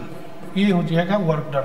वर्क डन आ गया तो इंटरनल एनर्जी निकालना तो बहुत आसान है, heat transfer minus work done.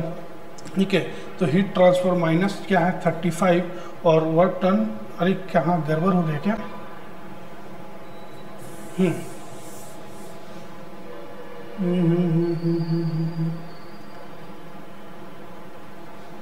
35 है 100 kPa और यहाँ पे 0.2 200 किलो जूल।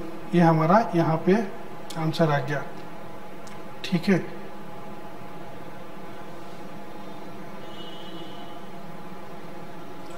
एक मिनट, कहाँ पे गलत हो रहा, एक मिनट।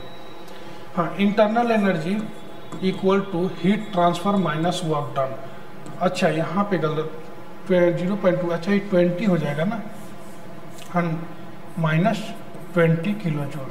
ठीक है, तो देखिए तो ये हीट ट्रांसफ़र जो है -35 है और ये माइनस का साइन पहले से है और माइनस वर्क डन है तो -20 है। देखिए यही गड़बड़ होता है, तो -35 और ये माइनस जो होगा वो प्लस हो जाएगा 20, तो -35 + 20 जो हो जाएगा -15 हो जाएगा kilo joule heat transfer.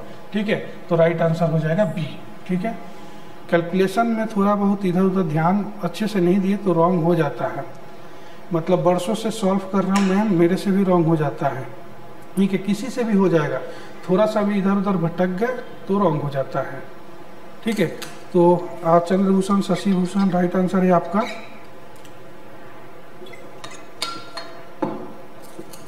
Okay, and king maker Rahul Kumar, आपका भी अनिमेश महतो, आपका भी आंसर राइट है। ठीक है, देखिए आगे बढ़ते हैं।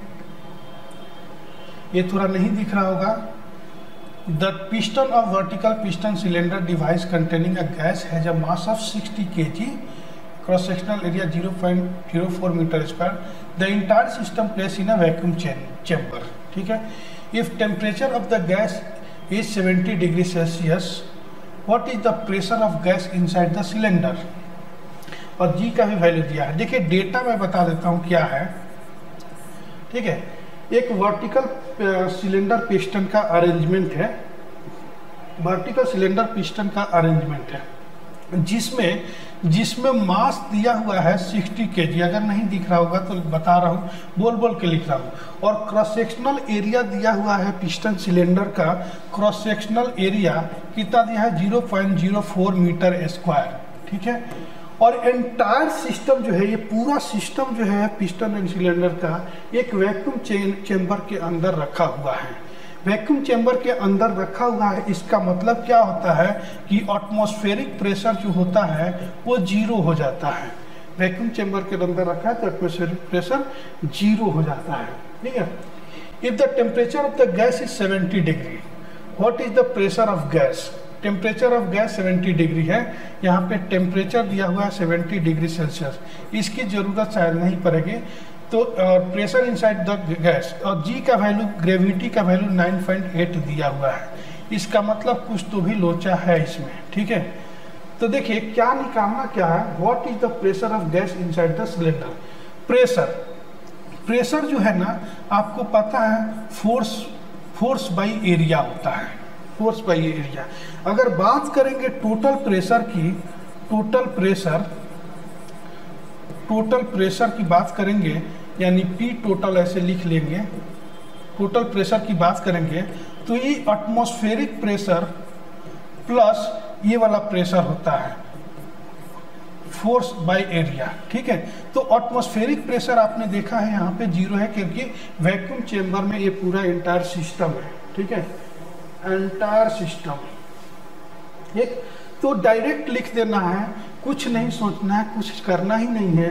प्रेशर पूछ रहा ना, तो प्रेशर का फॉर्मूला होता है force by area, force by area, ठीक है। और आपको पता है फोर्स इक्वल टू होता है मास इनटू ग्रेविटी, तो यहाँ पे लिख दीजिए mass into gravity, force equal two upon cross sectional area A.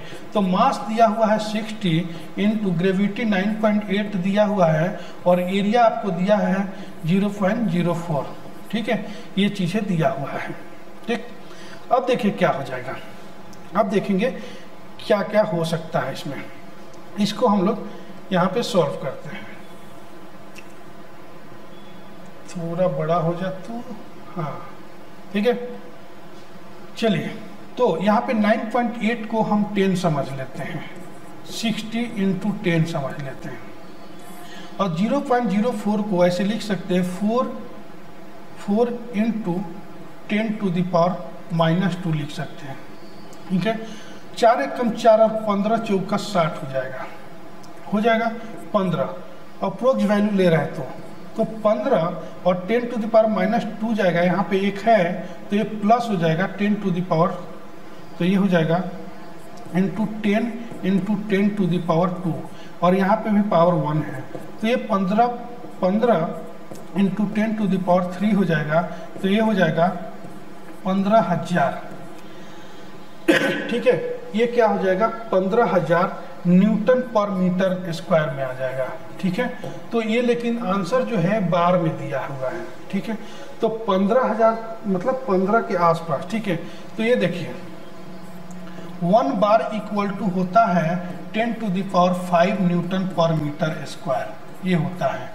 तो बार में लिखना है 1 2 3 4 5, यहाँ पे 5 डिजिट के बाद पॉइंट लगा दीजिए, तो 0.15 ऐसे लिख दे सकते हैं बार, 15 बार। पर हमने 9.8 का वैल्यू जो है वो 10 लिया था, तो इसलिए तो 0.15 के आसपास जो वैल्यू है वो क्या है, ये है डी 0.147 बार, ठीक है। 0.147 का मतलब 0.15 ही होता है, यहाँ पे नहीं दिख रहा होगा तो बता दो 0.147 दिया है आंसर में बार में, तो 0.147 का मतलब होता है 0.15 बार, ठीक है। अनिमेश महतो का राइट आंसर है। देखिए बाकी लोगों का आंसर नहीं आया राइट, ठीक है। चीजें समझ में आ रहा, आप बताइए चीजें समझ में आ रहा। आगे बढ़ते हैं, हाँ डी है शशि भूषण चंद्रभूषण। तो चीजें समझ में आ रहा है, तो चीजें नहीं आ रहा तो फिर से बताएंगे। ये पता है डायग्राम में देख कर और इतने सारे काम हम देख के इतने सारे डेटा उठा देख कर ना कंफ्यूज हो जाते हैं स्टूडेंट, क्या छोड़ भी देते हैं क्वेश्चन, पर कुछ नहीं प्रेशर पूछ रहा ना, तो pressure equal to force by area, force by area होता है, ठीक है। फोर्स पर यूनिट एरिया होता है प्रेशर का फॉर्मूला, लेकिन फोर्स दिया नहीं, एरिया दिया हुआ है, तो फोर्स का मतलब होता है मास इंटू ग्रेविटी। तो देख लीजिए कि मास दिया हुआ है, ग्रेविटी दिया है, ग्रेविटी नहीं भी दिया रहता जी का वैल्यू तो हम अज्यूम कर लेते हैं, ठीक है। तो ये हो जाता है। अब मान लीजिए क्रॉस सेक्शनल एरिया इसमें दिया है, क्रॉस सेक्शनल एरिया नहीं भी दिया होता तो भी अगर डायमीटर दे दिया होता, एरिया नहीं दिया रहता तो डायमीटर दे दिया रहता तो एरिया हम लोग निकाल देते π/4d², जिससे हम लोग वैल्यू निकाल लेते, ठीक है। या फिर फोर्स और एरिया दिया होता, प्रेशर कुछ लिया होता, प्रेशर दिया होता, डायमीटर दिया होता, फिर फोर्स पूछ लिया होता, तो यही फार्मूला लगेगा। तो फार्मूले के साथ थोड़ा सा खेलना और कॉन्फिडेंट होना सीखिए कि कैसे कैसे रहेगा, क्या क्या दिया रहेगा, कैसे हम सॉल्व कर सकते हैं, ठीक है, ठीक है। चलिए नेक्स्ट क्वेश्चन पे, A closed balloon containing 8 kg of helium receives 5 kJ per kg of heat. ठीक है। During this process, the volume of balloon slowly increased by 0.2 meter cube है, 2 मीटर क्यूब, ठीक है। At constant pressure of 100 kPa, the change in internal energy is. Internal energy पूछ रहा है यहाँ पे। चलिए मैं बता देता हूँ, ओके। देखिए फिर से दिया हुआ है a close gas containing 10 kg of helium, एक गैस है 10 kg ऑफ हीलियम भरा हुआ है, रिसीव 5 किलोजूल पर kg ऑफ हीट। अब देखिए यहाँ पे डेटा की बात करेंगे ना, यहीं पे थोड़ा कंफ्यूजन है। डेटा जो है हीट ट्रांसफर हो रहा कितना, 5 किलोजूल पर kg ऑफ हीट, ठीक है। हम लोग हीट का वर्क डन का हमेशा आता था यूनिट किलो जूल में बस, लेकिन यहाँ पे है किलो जूल पर केजी, मतलब 1 केजी गैस के लिए 5 किलो जूल हीट ट्रांसफर होगा। तो पर केजी मतलब यहाँ पे 10 केजी है, तो यहाँ पे मल्टीप्लाई कर लेंगे 5 इंटू 10, तो ये हो जाएगा 50 किलो जूल हीट ट्रांसफर हो रहा है। यही समझने वाली बात है, यही यहाँ पे इंजीनियरिंग है और कुछ नहीं है। ड्यूरिंग दिस प्रोसेस, अब इस प्रोसेस में क्या होगा, the volume of balloon slowly increase to 0.2 metre. इसमें वॉल्यूम जो है वो इंक्रीज हो रहा है 0.2 मीटर क्यूब से। तो और प्रेशर जो है वो 100 kPa दिया हुआ है, किलो पास्कल।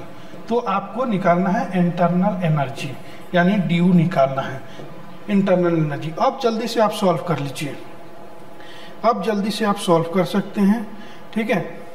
अब आप सोच रहे हैं कि वॉल्यूम एक ही दिया हुआ है, V1 = V2 नहीं दिया है, तो V1 = V2 V है, मतलब वर्क डन आप निकालेंगे ना, P = V2 - V1 है, ठीक है।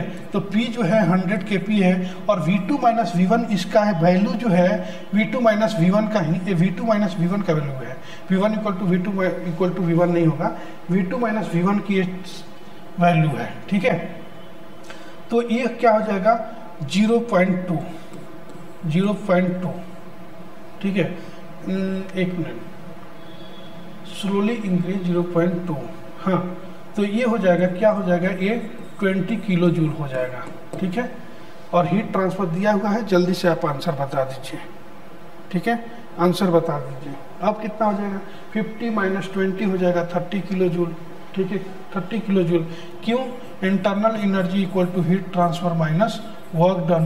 तो हीट ट्रांसफर 50 दिया हुआ है और वर्क डन 20 दिया हुआ है, तो ये हो जाएगा 30 kilo joule. Right answer C हो जाएगा, ओके, सी हो जाएगा आंसर। चंद्रभूषण का आंसर राइट है। नहीं भाई 70 कैसे आ गया, अरे आप लोग गलत कर लिए। यहीं पे देखने वाली बात है कि हीट ट्रांसफर जो हो रहा वो 5 नहीं है, 5 किलो जूल, सिर्फ किलो जूल में रहता ना तो हम लोग 5 ही लेते हैं।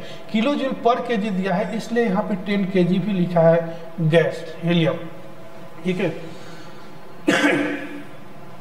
देखिए ये हो जाएगा, किसी को कंफ्यूजन हो तो पूछ सकता है, ठीक है। फिर हम आगे बढ़ते हैं, ठीक है, सी, ठीक है, ओके। आगे देखिए, What is the drop in enthalpy in kilojoule per kg for a steam vessel which is perfectly insulated and does not work, has an exit velocity of steam at 40 metre per second? ठीक है, तो यहाँ पे क्या दिया है, थोड़ा सा ये अलग है। एग्जिट वेलोसिटी यानी V2 जो दिया हुआ है फिर 40 मीटर पर सेकेंड दिया हुआ है। तो इनिशियल वेलोसिटी V1 जो होगा वो हो जाएगा 0, हो सकता है कि वो 0 हो जाएगा। तो क्या दिया है, what is the drop in enthalpy, enthalpy drop पूछ रहा है। ये किसी को पता है कि एंथैल्पी ना, हाँ वो फार्मूला पहले वाला सही है। अच्छा लास्ट सेट का PDF, अच्छा टेलीग्राम पे सेंड करवा देते हैं, आज टेलीग्राम पे सेंड करवा देते हैं तो वहाँ पे मिल जाएगा। और ये भी जो कंप्लीट हो जाएगा उसके बाद ये भी मिल जाएगा, ठीक है। देखिए ये थोड़ा सा नया है, ठीक है। फॉर एक फार्मूला है for whistle steam whistle for steam whistle V2 equal to होता है 44.72 अंडर रूट DH। DH क्या है, change of enthalpy, enthalpy drop. ये एक फार्मूला होता है, याद कर लीजिएगा। बहुत कम चांस है कि ये क्वेश्चन आएगा, SSC JEE में आया हुआ है, ठीक है। बाकी एग्जाम में चांस ना के बराबर है बट आ भी सकता है, ठीक। तो V2 दिया हुआ है 40 equal to 44.72 root DH। DH जो होता है एंथैल्पी होता है, ठीक है। तो ये हो जाएगा, अगर आप ऐसे लिखेंगे DH इक्वल टू, तो ये 40/44.72 हो जाएगा, ठीक है। तो इसको सॉल्व करना तो थोड़ा सा मुश्किल है।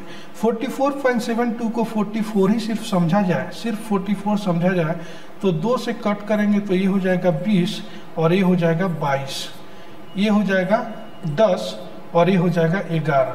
इस टाइप से अगर कुछ करना चाहें तो कर सकते हैं, ठीक है। लेकिन इसका कैलकुलेशन थोड़ा सा मिस्टेक, थोड़ा सा अलग है। इसको सॉल्व करेंगे ना तो इसका आंसर आता है 0.9 आता है। तो DH जब करेंगे रूट को उधर ले जाएंगे तो स्क्वायर हो जाएगा, तो 0.9 का स्क्वायर हो जाएगा तो ये हो जाएगा 0.81 हो जाएगा। तो ये 0.8, ये आंसर ये हो जाएगा। ये थोड़ा सा है लेंदी, ठीक है, बट इसका चांस बहुत कम है आने का। एक बार SSC में आ गया है इसलिए मैं बता दिया। अजय कुमार का देखो आंसर भी राइट आ गया है, ठीक है। ओके, आगे बढ़ते हैं। What is the velocity of steam in metre per second at exit across a steam whistle which is, ये फिर से वही क्वेश्चन है क्या, नहीं अलग है। Which is perfectly insulated and does not perform any work and undergo drop of 0.2 kilojoule per KG enthalpy from entry to exit. वैसा ही क्वेश्चन है, थोड़ा सा अलग है, थोड़ा सा अलग है। बताइए क्या होगा इसका आंसर। देखिए यहाँ पे दिया है, कहाँ है, drop of 0.2 kilojoule per KG of enthalpy, ठीक है। तो H2 माइनस H1, एंथैल्पी क्या होता है, DH होता है। DH equal to H2 minus H1 equal to दिया है 0.2 किलोजूल पर केजी, और ये माइनस में होगा क्योंकि ये ड्रॉप दिया है, ड्रॉप, ठीक है। तो आपको पता है क्या पूछ रहा है, what is the velocity of steam eight exit, exit में, ठीक है, यानी V2 पूछ रहा है, V2 पूछ रहा है। तो इनिशियल वेलोसिटी V1 जो है अज्यूम कर लेंगे वो 0 होगा, ठीक है। तो V2 का एक और फार्मूला है, एग्जिट वेलोसिटी इक्वल टू होता है 2 into H1 minus H2, 2 into H1 minus H2, ये एक फार्मूला है, ठीक है। अब देखिए थोड़ा सा यहाँ बात करेंगे हम लोग यहाँ पे थोड़ा सा बात करेंगे, ठीक है। देखिए ये जो है H2 माइनस H1 है, तो H1 माइनस H2 अगर करेंगे तो ये माइनस हट जाएगा, तो 0.2 किलो जूल पर केजी होगा।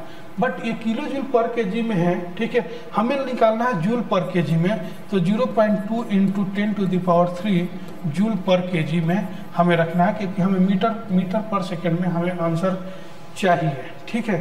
तो जूल पर केजी में होगा, किलो जूल पर केजी में नहीं होगा। तो यहाँ पे लिखेंगे, अगर इसको यहीं पे सॉल्व करते हैं थोड़ा सा और, तो ये हो जाएगा क्या, 200 जूल पर केजी, ठीक है। तो यहाँ पे लिख देंगे √2 इंटू 200 हो जाएगा H1 - H2, ठीक है। तो 2 दूना का 4 हो जाएगा और 2 जीरो यहाँ पे है, 4 का रूट जो है 2 हो जाएगा, 2 जीरो है रूट में तो 1 जीरो लीजिए, तो 20 मीटर पर सेकेंड आपका हो जाएगा आंसर। 20 मीटर पर सेकेंड हो जाएगा आपका आंसर, ठीक है। देखो गड़बड़ हो गया ना, 40 कर दिया, 20 होगा, ये बी हो जाएगा आंसर, ठीक है। राहुल कुमार का राइट आंसर है, चंद्रभूषण शशि भूषण का भी राइट आंसर है, ठीक है। चलिए अनिमेश महतो, ठीक है, 20, ओके। आगे देखते हैं। A reversible heat engine receive 240 kilojule per second heat from a source at 627 degrees Celsius and reject heat to a sink at 300 degree Kelvin. The available power is, available power पूछ रहा है आपको, ठीक है, हो जाएगा, ठीक है। देखिए available पावर जो होता है, available पावर, इसी को बोला जाता है, और मैक्सिमम यूजफुल वर्क इसी को बोला जाता है। तो maximum useful work, W max, maximum useful work का एक फार्मूला होता है, heat supply into 1 - T0 upon T1, ठीक है। T0 अपॉन T या फिर सिर्फ T लिख सकते हैं, या T2 अपॉन T भी लिख सकते हैं, ठीक है। यहाँ पे T0 जो होता है वो सिंक टेम्परेचर होता है और सराउंडिंग टेम्परेचर होता है, सिंक और सराउंडिंग, और T जो होता है वो सोर्स टेम्परेचर होता है, वो सोर्स टेम्परेचर होता है। यहाँ पे T1 भी लिखा जा सकता है, ठीक है। ये सोर्स टेम्परेचर होता है, सिंक टू सोर्स टेम्परेचर। तो यहाँ पे देखिए heat engine receive 240 kilo joule पर सेकेंड, रिसीव कर रहा कितना, तो प्रीवियस हीट सप्लाई जो होगा, अब डेटा लिख के टाइम वेस्ट नहीं करते हैं, इतना तो अब आप लोग को आप फ्लो में आ गए हैं कि आप समझ जाएंगे। 240 हीट सप्लाई हो रहा है 240 इंटू 1 - T0, सिंक टेम्परेचर दिया हुआ है 300 अपॉन सोर्स टेम्परेचर 627। तो सोर्स टेम्परेचर जो है यानी T1 जो है वो क्या है 627, इसमें 273 ऐड करना पड़ेगा। यहाँ तो केल्विन में ही आपको दिया था, नहीं करना पड़ा, तो 6 2 8 और 1 900 केल्विन, तो यहाँ हो जाएगा 900 केल्विन, ठीक है, ये हो जाएगा। और एक चीज़ और बता दूँ आपको, सिंक टेम्परेचर सोर्स टेम्परेचर अगर नहीं समझे, कंफ्यूज हो जाए, तो ये आप बात समझ लीजिए कि छोटी वाली वैल्यू, यहाँ तक कि कार्नोट इफिशिएंसी निकाल रहे हैं तो भी, इंजन का इफिशिएंसी निकाल रहे हैं तो भी ऐसा फार्मूला यूज करते हैं ना। तो कम पावर, कम वाला जो वैल्यू होता है उसको ऊपर रखिए, कम वाला जो वैल्यू होता है 300 900 से कम है तो 300 को ऊपर रखें, 900 के नीचे, कम वाला को ऊपर रखें, ज़्यादा वाला को नीचे, सही हो जाएगा। ये भी एक लॉजिक है, ठीक है। तो ये 240 इंटू क्या हो जाएगा, ये 0 से 0 कैंसिल कर दिया, यहाँ पे 9 इंटू 1 9 - 3 6/9, तो 3 दूना के 6 और 3 3 का 9, ठीक है। 3 एकम 3 और 8 3 का 24, यानी 8 और 0 80 है, 80 दूना 160, 160 हो जाएगा क्या, किलो जूल पर सेकेंड। तो राइट आंसर कहाँ गया, 160 किलो जूल पर सेकेंड, ये हो जाएगा किलोवाट और किलोवाट, ठीक है कुछ डाउट किसी को? 160 किलोवाट, राहुल कुमार, अनिमेश महतो। कल का लेक्चर मेरा यूट्यूब पे नहीं आ रहा होगा, आप उसमें जब जाएंगे ना, वीडियो वाले लिस्ट में जब जाएंगे तो वहाँ लाइव क्लास के ऑप्शन में जाएंगे, तो वहाँ पे दिखेगा, जरूर दिखेगा, ठीक है। लाइव क्लास के ऑप्शन में देखिए, ओके। चलिए और कुछ क्वेश्चन करते हैं हम लोग।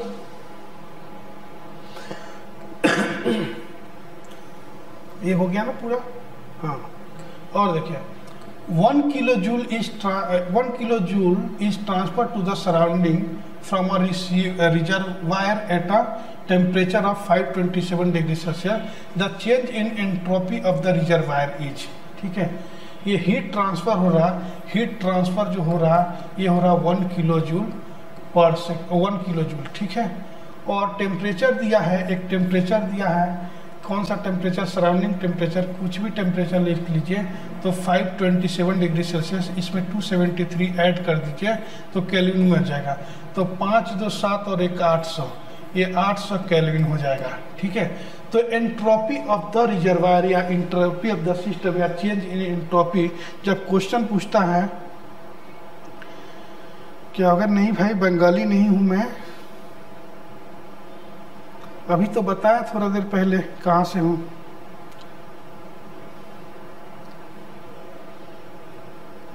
ओके, तो चेंज इन एंट्रोपी देखिए यहाँ पे एक फार्मूला है, छोटा सा बस याद करना पड़ेगा, दूसरों से थोड़ा अलग है।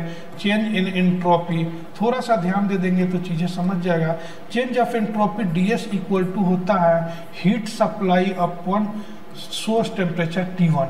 ठीक है, तो हीट सप्लाई 1 है और ये जो है 800 है। ठीक है, ये जो है, बट यहाँ पे एक चीज़ देखने को आया, किलो जूल में है और ये जूल पर केल्विन में इसका आंसर है। 1 kilo joule equal to 1 × 10⁻³ joule हो जाएगा। तो यहाँ पे हम लोग लिखेंगे, यहाँ पे लिखेंगे 1 × 10⁻³ यानी 1000 अपॉन 800। ठीक है, एक 2 0 से 2 0 कैंसिल कर देंगे, 8 एकम 8 और 2 बचेगा यानी 1.25 आ जाएगा आपका एंट्रोपी जूल पर केल्विन। ठीक है, इसको सॉल्व करेंगे, कहाँ गया, ये आ जाएगा आपको आंसर। ठीक है, चेंज इन एंट्रोपी का आंसर ये आ जाएगा। नहीं, एक चीज़ और यहाँ पे देखने वाली बात है, एक चीज़ और थोड़ा सा एक करेंगे। हीट जो है ये ट्रांसफ़र हो रहा, यहाँ पे माइनस होगा, यहाँ पे माइनस होगा, यहाँ पे माइनस आंसर हो जाएगा। तो C नहीं D हो जाएगा, ऐसे ही गलत हो जाता है। हीट ये ट्रांसफ़र हो रहा मतलब माइनस होगा। ठीक है, माइनस होगा, यहाँ पे ये चीज़ पे ध्यान दे दीजिएगा। ठीक है, निगेटिव साइन इंडिकेट करता है कि हीट जो है, heat is living from the system. ठीक है, सिस्टम से बाहर जा रहा, ट्रांसफ़र हो रहा है। ठीक है, heat is living from the reservoir. Okay, C नहीं D हो जाएगा, गलत हो गया था, C D हो जाएगा आंसर। ठीक है, D। हाँ, ट्रांसफ़र है तो निगेटिव होगा। चंद्रभूषण सही बता दिए, सही है। ठीक है, 19 का D, शशिभूषण और चंद्रभूषण दोनों का आंसर राइट है। ओके, एक क्वेश्चन और ले लेते हैं। ठीक है, heat of 1000 kilo joule is supplied to a heat engine from a reservoir at 1000 kelvin and it reject waste heat to a river at 300 Kelvin. The engine work output is 400 kilojoule. Its efficiency is। ठीक है, क्या दिया हुआ है?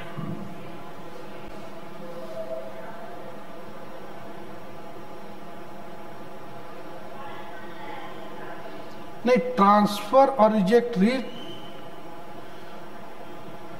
Transfer अलग है, reject अलग है।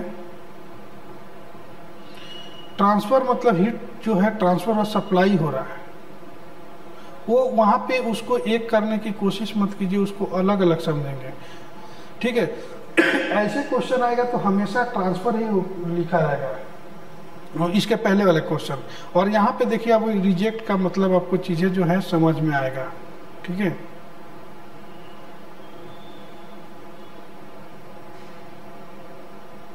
ये थोड़ा सा मुश्किल वाला क्वेश्चन है।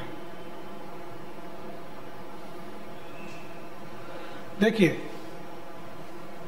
यहाँ पे डेटा जो है वो क्या दिया है, थोड़ा मुश्किल वाला क्वेश्चन है। हीट इज सप्लाई, यानी हीट सप्लाई जो है 1000 किलो जूल दिया हुआ है। 1000 kilo joule heat is supplied to a heat engine from a reservoir at 100 kelvin. ठीक है, केल्विन तो T1 दिया हुआ है, 100 बोल रहा हूँ, सॉरी 1000 केल्विन दिया हुआ है। And reject waste heat,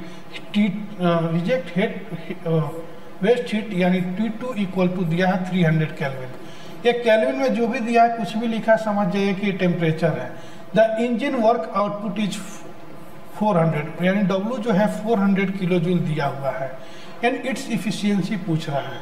efficiency जब भी पूछता है ना, इफिशियंसी का एक फार्मूला होता है। देखिए इफिशियंसी का एक फार्मूला होता है work done upon heat supply. अगर ऐसे कर देते हैं वर्क डन 400 है और हीट सप्लाई यहाँ पे 1000 है, 1000 है, 0 से 2 0 कैंसिल हो गया, ये हो जाएगा 0.4 यानी 40%। ये अगर आपने कर दिया, ये अगर कर दिया तो गलत हो जाएगा, ये गलत है, ठीक है, ये गलत है।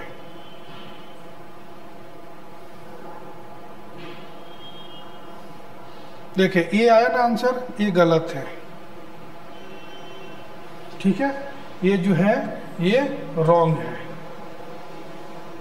तो क्या होगा, ये एसएससी में क्वेश्चन आया था 2019 या 20 में क्वेश्चन आया था, और इसका आंसर की जब आया था ना तो आंसर की अलग था। तो इससे समझ में आया कि अगर यही W और Q लेकर अगर सॉल्व कर देते हैं तो ये टेम्परेचर किस लिए दिया हुआ है। तो ये इनका कहने का मतलब है सेकेंड लॉ इफिशियंसी पूछ रहे हैं। सेकेंड लॉ इफिशियंसी एक बार engineering services UPSC engineering services में आया हुआ था, उसके बाद वहीं से क्वेश्चन कॉपी कर दिया एसएससी जेईई ने, ठीक है। तो यहाँ पे देखेंगे सेकेंड लॉ इफिशियंसी हम लोग सॉल्व करेंगे। सेकेंड लॉ इफिशियंसी यानी सेकेंड इफिशियंसी। तो यहाँ पे सेकेंड इफिशियंसी इक्वल टू करेंगे actual work upon maximum work. तो ये जो दिया है ना, ये जो दिया है ये एक्चुअल वर्क है, ये एक्चुअल वर्क दिया है, और मैक्सिमम वर्क हमें निकालेंगे तो हम इफिशियंसी निकाल पाएंगे, ठीक है। तो यहाँ पे देखेंगे मैक्सिमम वर्क मैं निकालने जा रहा हूँ, तो होता है heat supply into 1 minus T2 upon T1 आपको बताया था ना, या फिर T0 अपॉन T1, ठीक है। तो देखिए हीट सप्लाई, इसलिए ये सब वैल्यू दिया हुआ है। तो 1000 हीट सप्लाई दिया हुआ है, और 1 माइनस T2 जो दिया है 300 दिया है, और T1 जो है 1000 दिया हुआ है। 2 0 से 2 0 को कैंसिल करेंगे, यहाँ पे लिखेंगे 1000 इंटू 10 इंटू 1 10 माइनस 3 7 अपॉन 10 हो जाएगा। तो 1 0 से 1 0 कैंसिल हो जाएगा, 7 इंटू 10 700 हो जाएगा मैक्सिमम वर्क 700 किलो जूल, ठीक है। तो यहाँ पे लिख लेंगे सेकेंड इफिशियंसी निकालेंगे। एक्चुअल वर्क आपको 400 दिया है और मैक्सिमम वर्क 700 आपका यहाँ पे आ गया है। तो 2 0 से 2 0 के कैंसिल करेंगे, ठीक है। 4/7 करेंगे तो इसको कैसे निकालेंगे, आपको इसको समझना है। परसेंटेज में दिया है, इसको 100 से मल्टीप्लाई कर दीजिए। 100 से मल्टीप्लाई करेंगे तो ये हो जाएगा 400 डिवाइडेड बाई 7, ठीक है। 400 डिवाइडेड बाई 7, तो इसको कट करेंगे तो आ जाएगा 7 5 35, ठीक है। 7 5 35 हो जाएगा। इसको सॉल्व कर लेते हैं इस तरीके से, नहीं तो गड़बड़ हो जाएगा। 7 5 35 हो जाएगा 5, और 7 7 7 जा 49, 7 7 49, बच गया 1, इतना आ गया। तो यहाँ पे 10 7 1 7, ठीक है। तो 571, ठीक है, इस तरीके से आएगा। तो ये क्या हो जाएगा 57.10, मतलब ये वाला आपको परसेंटेज, ये वाला आंसर आ जाएगा 57.14%, ठीक है।